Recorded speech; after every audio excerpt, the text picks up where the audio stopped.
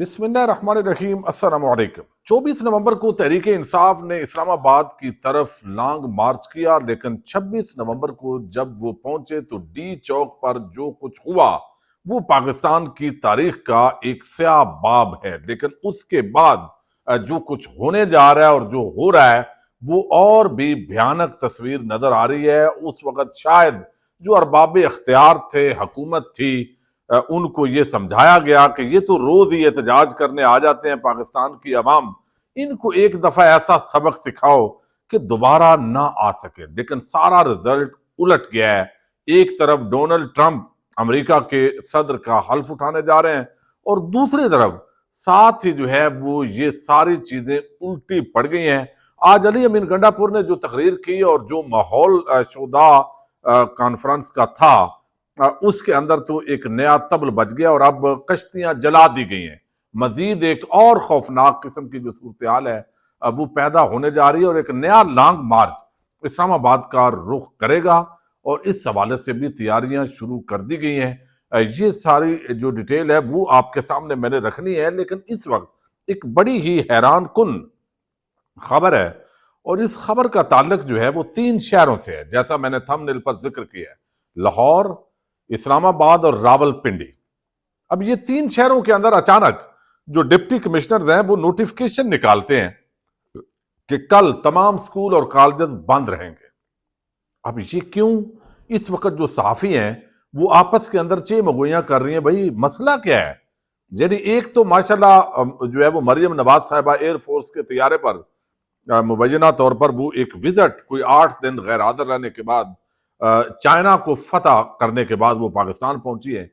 تو ان کو اگر استقبال کرنا تھا وہ تو لاہور کے اندر آج رات کو ہی، بلکہ وہ تھوڑی دیر میں ممکن ہے ویڈیو پبلک ہو تو وہ پاکستان میں اتر چکی ہوں، تو وہ بھی وجہ نہیں سمجھ آتی۔ پھر یہ ہوا کہ جس طرح کی افواہیں ہیں، یعنی ایک چیز یہ سوچی گئی کہ چونکہ ثانیہ اے پی ایس کا دن ہے تو اس وجہ سے چھٹی ہو رہی ہے۔ پھر سکوت ڈھاکہ کا بھی ذکر ہوتا ہے، چونکہ اسی دن پاکستان جو ہے وہ 2 لخت ہوا، اور 17 دسمبر کو پھر آفیشل وہ دن ہوتا ہے۔ تو اب یہ جو ہے وہ اس کے ساتھ کوئی کنیکشن ہے، کوئی تقریبات ہونی ہے، تو وہ بھی جواب آیا بھائی نہیں، وہ اگر ہوتا تو وہ تو پشاور کے اندر چھٹی ہوتی، پھر پورے پاکستان کے اندر چھٹی ہوتی۔ یہ 3 شہر جہاں پہ نون لیگ کی ہی حکومت ہے، اور اسٹیبلشمنٹ تو ماشاءاللہ پورے پاکستان میں ان کی حکومت ہے، تو یہ اس کو جو ہے نا وہ نتھی کچھ چیزوں سے کیا جا رہا ہے، کنفیوژن ہے، افواہیں ہیں۔ میں اب کچھ چیزیں ایسی ہیں جو آپ دیکھ لیں گے اور اس کی سمجھ نہیں آ رہی، کوئی وی آئی پی موومنٹ ہے، کوئی اچانک بہت بڑا جو مہمان ہے انہوں نے کوئی آنا جانا ہے، یا کیا چکر ہے اس وقت؟ بہت کچھ۔ ایک تو شہباز شریف کی جو حکومت ہے وہ جا رہی ہے، وہ اس پر بھی چونکہ اس کا اطلاق تو نہیں ہوتا، وہ کیسے جائے گی؟ چونکہ ایک پیج پہ بھی ہے، اور پیپلز پارٹی آئے گی نہیں، وہ آئے گی کس بنیاد پہ آئے گی؟ تو یہ ساری چیزیں تو ابھی بہت قبل از وقت چیزیں ہیں۔ بہرحال بہت ساری افواہیں اس وقت شہر اقتدار کے اندر جو ہے وہ پھیلی ہوئی ہیں۔ اچھا، دوسری جو بات میں نے آپ کو کی ہے نا، دیکھیں ایک بات سمجھیں، جب عمران خان کی حکومت تھی، اور جب حکومت پہلے نہیں تھی، 2011 سے بھی پہلے کی بات ہے، نیٹو سپلائی آپ کو علم ہے پاکستان کے راستے سے افغانستان پہنچتی تھی، تو عمران خان اس وقت اگرچہ پرو اسٹیبلشمنٹ تھے، لیکن اس کے باوجود جن پالیسیز پر ان کو اختلاف تھا وہ یہ پالیسی بھی تھی۔ انہوں نے نیٹو کی سپلائی روک دی تھی عوام کو لے کے، اور اس پر پبلک کے اندر ان کی بڑی پذیرائی ہوئی تھی۔ اب جو ہے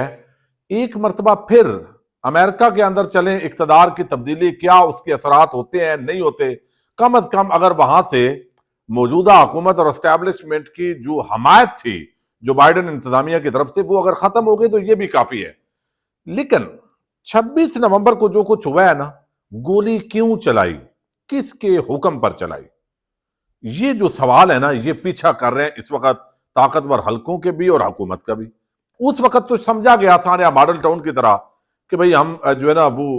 یعنی سب کو ملیا میٹ کریں گے،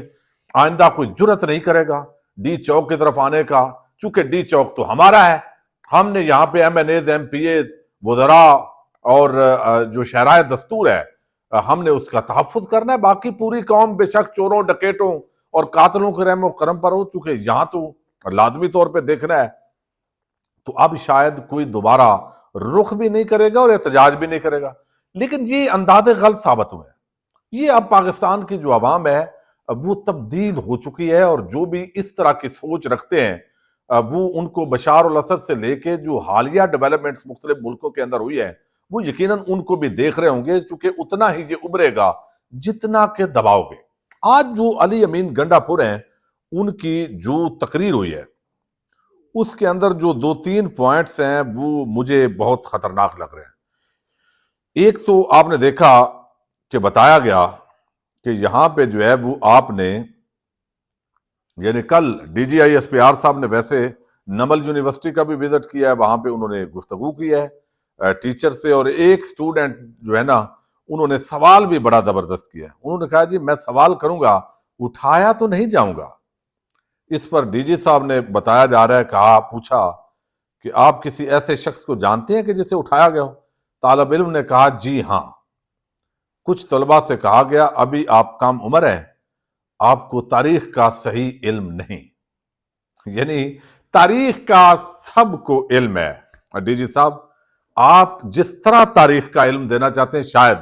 اس طرح کا علم جو ہے وہ یقیناً نہیں ہوگا، لیکن وہ بھی ہم مطالعہ پاکستان میں پڑھ چکے ہیں۔ اچھا اب دوسری طرف جو محمود خان اچکزئی ہیں، آپ کو علم ہے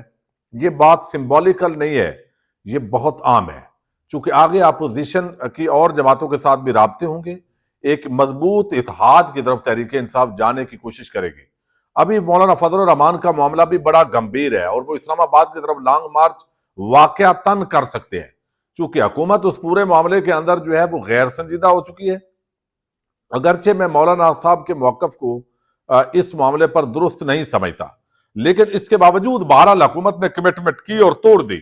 اور اب یہ جواز بن گیا ہے مولانا فضل الرحمان کے لانگ مارچ کا، اور یہ جو لانگ مارچ ہے یہ ان کے لیے بھی بڑا امتحان ہوگا، اور یہ تیاریوں کا بھی کہہ دیا گیا ہے۔ اب محمود خان اچکزئی نے جو آج جو پشاور میں گفتگو کی ہے، انہوں نے کہا ہے کہ ڈی چوک، چودائے ڈی چوک،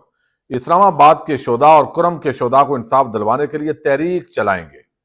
ہم پورے خیبر پختونخوا کے اضلاع میں تحریک چلاتے ہوئے ملک بھر کے اضلاع میں جائیں گے، بعد میں اکٹھے پورے ملک سے اسلام آباد کے لیے نکلیں گے۔ اب یہ جو ہے نا ایک سٹریٹجی کے اندر تبدیلی ہے، ظاہر ہے وہ ویسے انہوں نے بات نہیں کی، اس کے اندر اب دوبارہ جو ہے وہ مشاورت اور تیاریاں،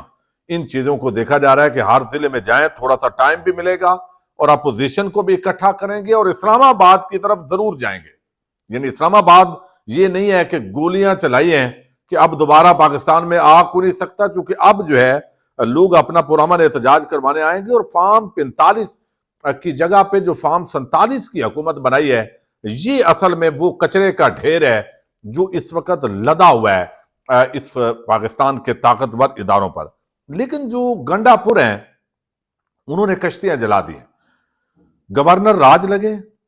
ایم پی ایز کو اتنی بڑی تعداد کے اندر کوئی جو ہے وہ میرا خیال ہے استعفے لوگ دے دیں گے، وہ قبول نہیں کریں گے، لیکن جو بھی شیپ بنائی جائے گی وہ اور خطرناک ہوگی، پشتون قوم کے اندر اور غم و غصہ بڑھے گا اگر اس طریقے سے چلے۔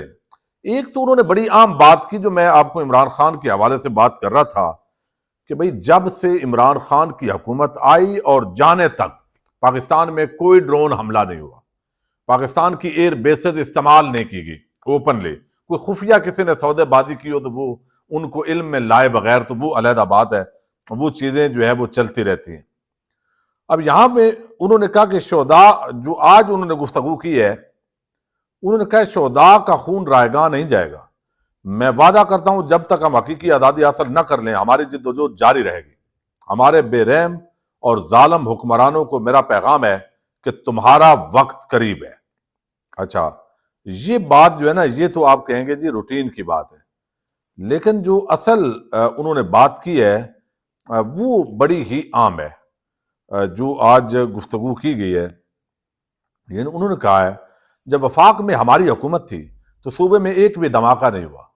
پی ڈی ایم کی حکومت جب آئی تو ریاستی ادارے امن و امان کے بجائے پی ٹی آئی کے پیچھے لگ گئے، تب دہشت گردوں کو کھلی چھٹی مل گئی۔ وفاق بھی ہماری حکومت نہیں اس لیے مسائل کا سامنا ہے، وفاق میں ہماری حکومت نہیں ہے اس لیے مسائل کا سامنا ہے۔ لیکن جو ساتھ انہوں نے بات کی ہے نا وہ بڑی عام ہے، اور اس کے اندر جو ہے نا وہ مجھے بڑا ہی آپ سمجھیں کہ خطرات لگ رہے ہیں جو بات انہوں نے کی ہے، چونکہ انہوں نے کہا ہے کہ بھائی یہ جو آپ کام کر رہے ہیں نا، یعنی کل انہوں نے کہا تھا کہ بندوق لے کر آئیں گے، انہوں نے پھر کہا کہ ہمارے بے رحم اور ظالم حکمرانوں کو میرا پیغام ہے تمہارا وقت ختم ہو چکا ہے،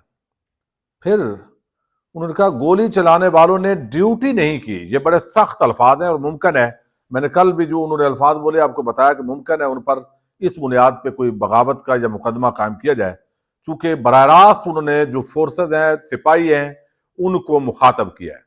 کہ گولی چلانے والوں نے ڈیوٹی نہیں کی۔ یہ بڑا اہم ترین جو جگہ ہے نا وہاں پہ ہٹ کیا ہے گنڈا پور نے۔ گولی چلانے والوں نے ڈیوٹی نہیں کی، غداری کی ہے قوم سے، انسانیت سے، دین اسلام سے۔ لعنت ہے تمہارے رزق پہ، ہم قربانیاں دیتے رہیں گے، یہ تحریک جاری رہے گی۔ اب یہ جو بات انہوں نے کی ہے نا، یہ میں سمجھتا ہوں یہ کشتیاں جلانے والی بات ہے کہ بھئی جو بھی ہو جائے، حکومت جاتی ہے جائے، لیکن اب یہ جو شہداء ہیں ان کا ہمارے اوپر قرض ہے، ہم قوم ہیں، ہم پرامن احتجاج ہے، یہ ہمارا جمہوری آئینی حق ہے اور ہم نے اس کو استعمال کرنا ہے اور ہم آگے بڑھیں گے۔ یہ واضح اعلان ہو گیا، اب یہ گورنر راج لگائیں، آپ جو بھی کریں، پیچھے انہوں نے ہٹنا ہے، یہ بات طے ہے۔ عوام نے پیچھے نہیں ہٹنا۔ یہ سمجھتے ہیں کہ یعنی مطلب ہے ایک خیال پایا جاتا ہے نا کہ یہ جو کچھ ہوا ہے اس کے بعد عوام بیٹھ جائے گی، ایسا نہیں ہوگا۔ اس وقت تو چوکوں چراہوں کے اندر پورا سسٹم ننگا ہوا پڑا ہے، عدالتیں ننگی ہوئی پڑی ہیں، جو کچھ ہو رہا ہے وہ لوگوں سے ڈھکا چھپا نہیں ہے۔ تو اس سے لگتا ہے کہ گنڈا پور کشتیاں جلا چکا ہے اور گورنر راج کے حوالے سے اب شاید کوئی اگلا قدم اٹھایا جائے۔ جو بھی ڈیولپمنٹس ہوں گی بات کرتے رہیں گے۔ پاکستان زندہ باد۔